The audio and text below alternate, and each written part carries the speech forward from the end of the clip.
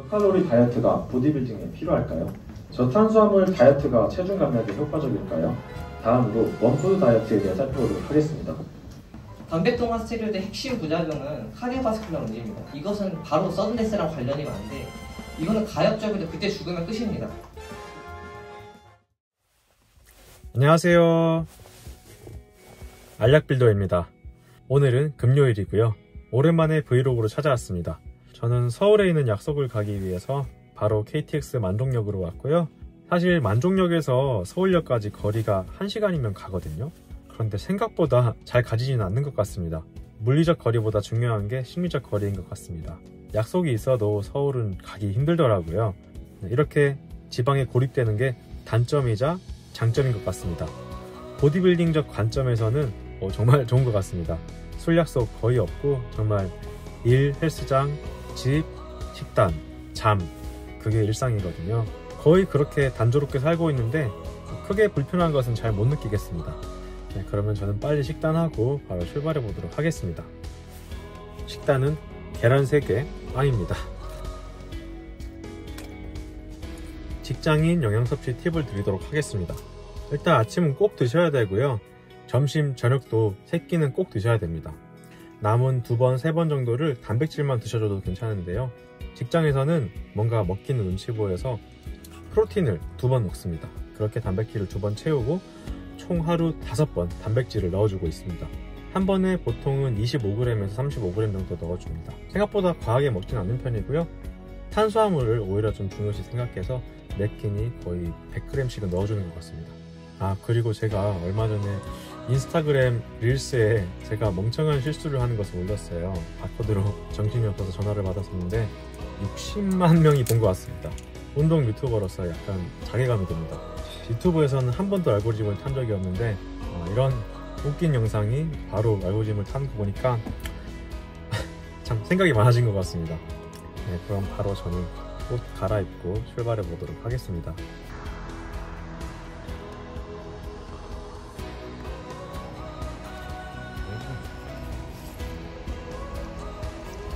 가을이네요 진짜. 네, 여러분 좋은 아침입니다. 네, 저는 학회 발표를 위해서 일찍 출발을 할 거고요. 저랑 같이 발표할 의사 선생님 만나서 인사 나누도록 하겠습니다.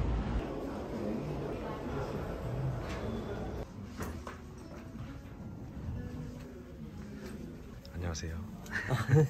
그 학회 발표를 맡은 그 재활학과 전문의 이도훈이라고 합니다. 영상 통해서 발표 내용 보시면 좋을 것 같습니다. 감사합니다. 보디빌더로도 활동하고 계신데 올해 어떤 대회 나가셨었어요? 강원도 미체전에서 마이너스 60kg 나갔었고 일반부로 그때 운이 좋아가지고 입상을 하게 되었는데 무무를 겸비하신 선생님인 것 같습니다. 감사합니다. 네, 그러면 좋은 강의 부탁드립니다. 네, 오늘. 알겠습니다. 제가 운동을 한 지 꽤 오래되었는데 최근 2, 3년 동안 이렇게 헬스에 관심이 많은 적이 있나라는 게 느껴질 정도입니다.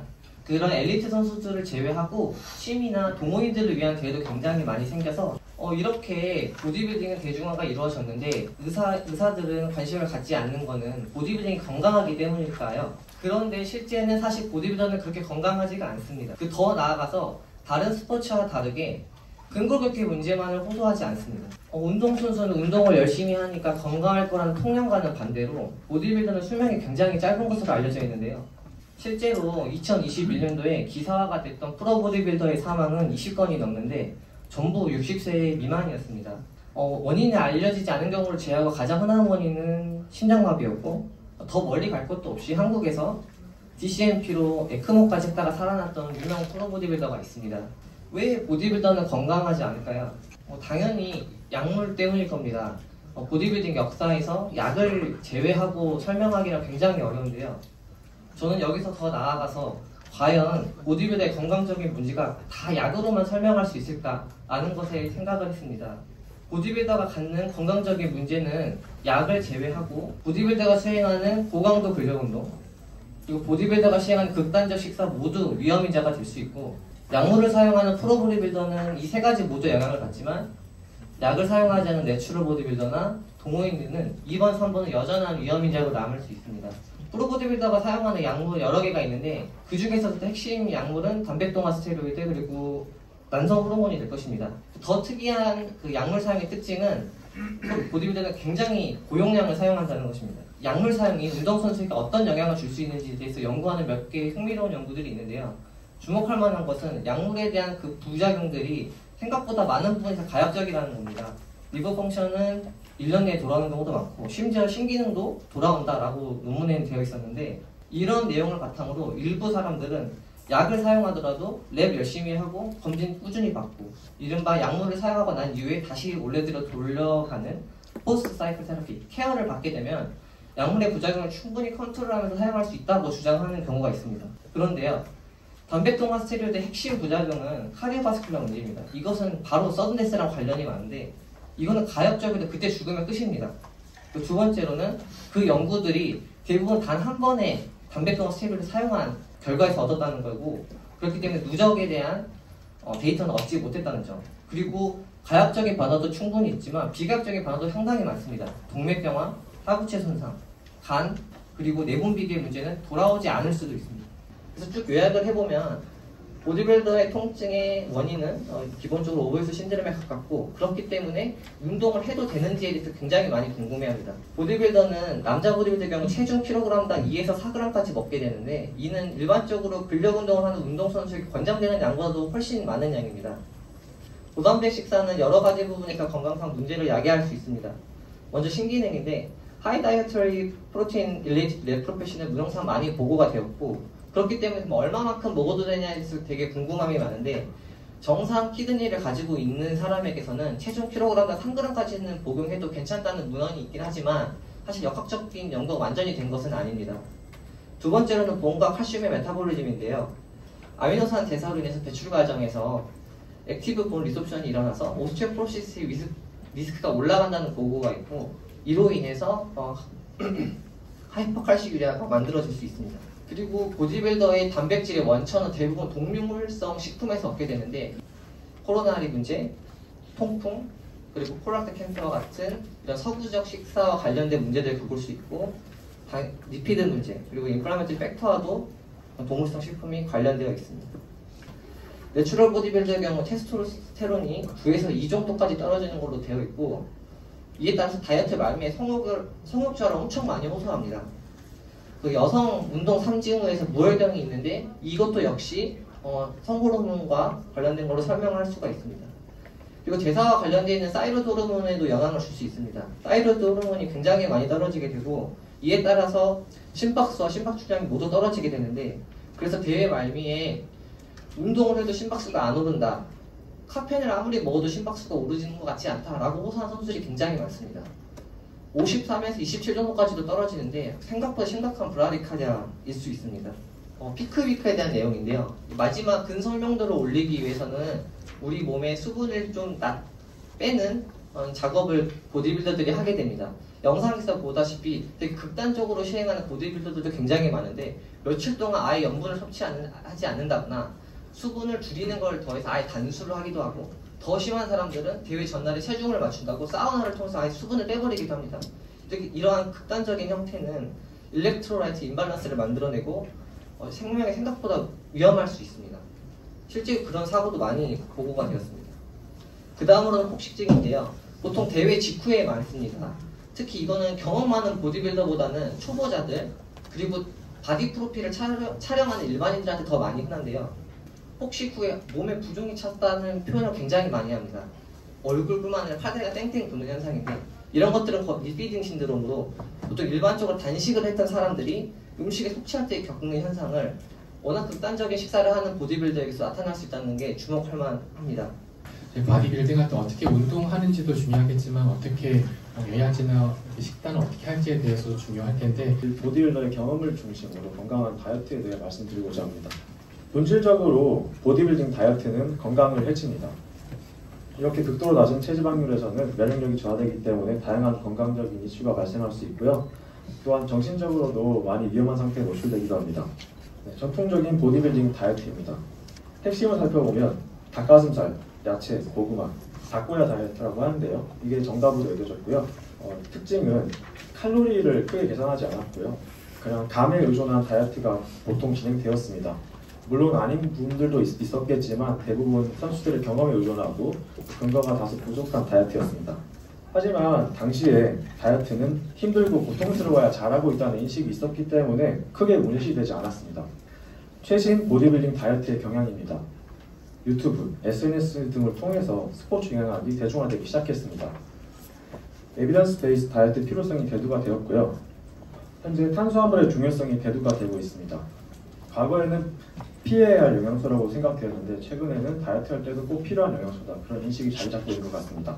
저는 오늘 크게 4가지 소주제를 통해서 오늘 주제에 대해 말씀드려보고자 합니다. 저칼로리 다이어트가 보디빌딩에 필요할까요? 결론부터 말씀드리자면 저칼로리 다이어트는 보디빌딩에 적합하지 않습니다. 학술적으로 저칼로리 다이어트는 대략 하루 800에서 1200칼로리를 섭취하면서 다이어트하는 것을 의미하는데요. 이게 어느 정도로 적은 칼로리일지 감이 안 오시는 분들을 위해서 제가 예시를 통해서 설명드리도록 하겠습니다. 보통 헬스를 하루 1시간 반에서 2시간 정도 하게 되면 강원활동도 대략 체중의 35에서 40을 곱하면 본인의 섭취 칼로리, 권장 섭취 칼로리를 알 수 있습니다. 저를 예시로 들어보면 73kg인데요. 대략 2,500에서 2,900칼로리를 하루 섭취해야 된다고 계산이 됩니다. 약 1,000칼로리를 제가 섭취하게 되면 하루 최소 1,500kcal의 마이너스가 나게 되는데요. 이는 장기적으로 체조성에 굉장히 좋지 않은 영향을 미칠 수 있는 낮은 칼로리입니다. 다이어트를 천천히 하는 것이 제지방량을 보존하는 데 더 유리한 전략이고요. 주당 0.5에서 1% 본인 체중을 빼는 것이 권장되는 다이어트 속도입니다. 저를 예시로 들면 주당 0.7kg씩 다이어트를 하는 것이 권장된다고 볼 수 있습니다. 하루에 1,500kcal씩 마이너스를 내게 되면 주당 1.35kg씩 빠져야 된다는 이론적인 계산이 나오는데요. 실제로는 그렇지 않습니다. 그 이유를 살펴보도록 하겠습니다. 수능적 열 생성이라는 개념이 있습니다.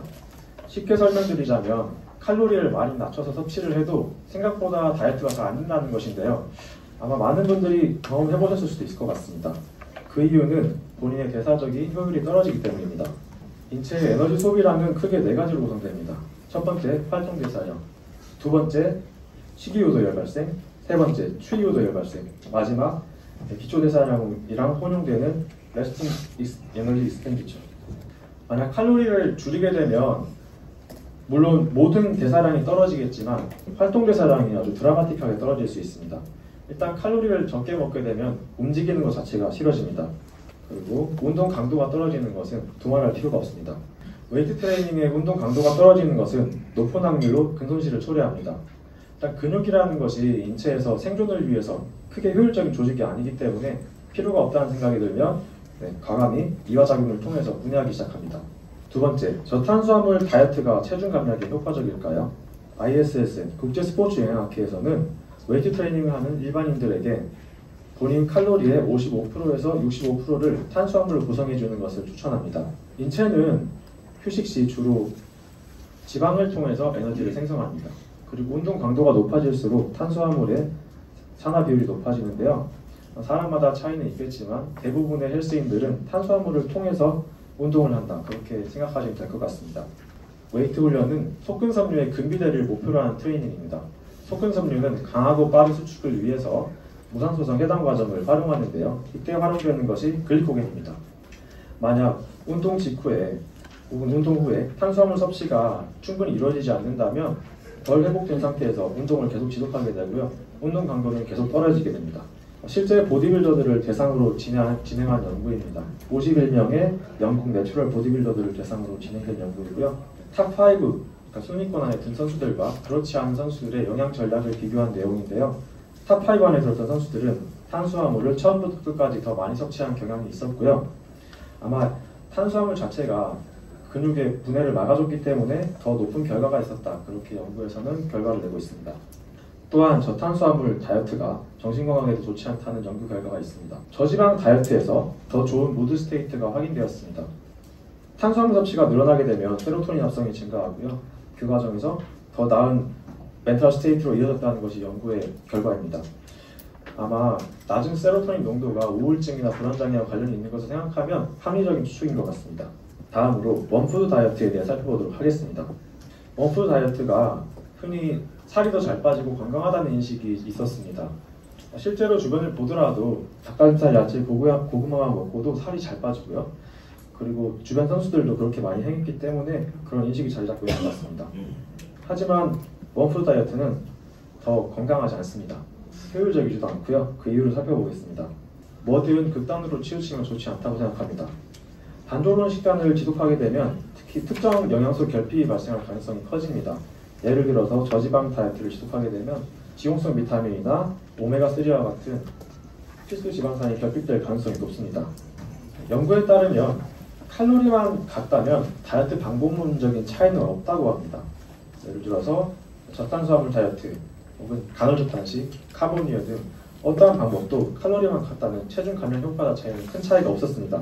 음의 에너지 균형, 그리고 건강한 양질의 기본으로 건강을 챙기는 것이 중요하다고 할 수 있습니다. 칼로리 인, 아웃과 더불어 한 가지를 더 고려해야 된다는 입장이 있는데요. 바로 호르몬입니다. 당뇨나 대사성 질환이 있는 분들은 병원을 방문하시고 처방약을 받는 것이 올바른 수순이라고 생각합니다. 하지만 그렇지 않은 건강한 일반 성인에서는 첫 번째, 잠 잘 자기, 두 번째, 칼로리 너무 줄이지 않기, 세 번째, 많이 움직이기, 네 번째, 건강한 생각하기. 이 정도만 하셔도 다이어트 과정에서 큰 문제는 없었습니다. 어떻게 보면 제가 말씀드렸던 내용을 총망라하는 슬라이드인 것 같습니다. 탄수화물은 총 칼로리의 55%에서 60%, 단백질의 경우에는 체중 기준으로 1.6g에서 2.4g, 그리고 지방은 15에서 20%를 섭취하는 것이 권장됩니다.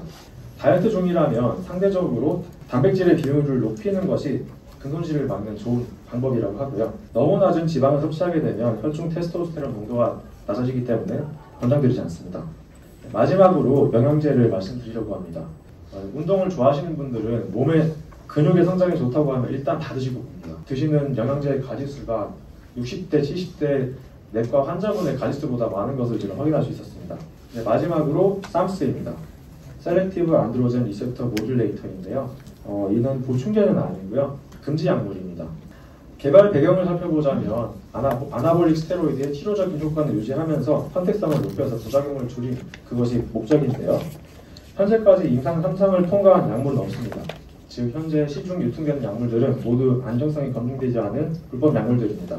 물론 실제로 불법 약물인 것을 인지하고 드시는 분들이 많겠지만 그렇지 않은 분들도 많으십니다. 보충제로 오인을 하고 드시는 분들이나 특정 해외 보충제에 섞여서 들어오는 경우가 있기 때문에 이에 대해서도 적극적인 홍보가 필요할 것 같습니다. 다음은 제가 실제로 코칭했던 사례를 통해서 건강한 다이어트에 대해 한번 말씀드려보도록 하겠습니다. 최상의 다이어트는 지속 가능한 다이어트라고 생각합니다. 본인의 라이프 스타일에 맞는 건강한 다이어트를 지속하는 것을 권장드립니다. 학회 끝나고 바로 헬스 가보도록 하겠습니다.